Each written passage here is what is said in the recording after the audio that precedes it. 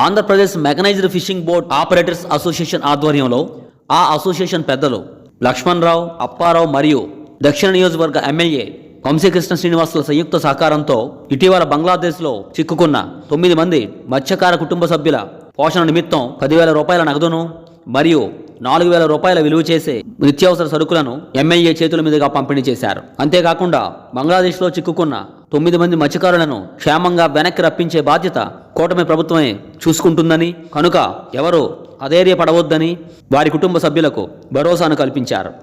ఏమి కూడా ఇబ్బందులు లేవు, చాలా హ్యాపీగా ఉన్నారు. మీకు ఎవరో నాన్ చెప్పి భయభ్రాంతులు చేస్తూ ఉన్నారు. ఉద్దేశపూర్వకంగా రాజకీయాలు చేసే వాళ్ళు దగ్గర రానింటారు. అక్కడ ఇండియన్ ఎంసీ వాళ్ళు వెళ్ళి వాళ్ళకి కావాల్సిన బట్టలు, వాళ్ళకి కావాల్సిన ఫుడ్స్ ఏదైనా వాళ్ళకి సప్లై చేస్తూ ఉన్నారు. వాళ్ళు చాలా హ్యాపీగా ఉన్నారు.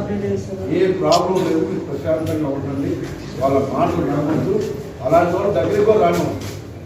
ఇలాంటప్పుడు కూడా రాజకీయాల్లో లబ్ధి పొందాలని చెప్పేసి సోషల్ మీడియా వీడియోలు పెట్టు మిమ్మల్ని భయప్రాంతం చేయడం చాలా మంచి పద్ధతి కాదండి.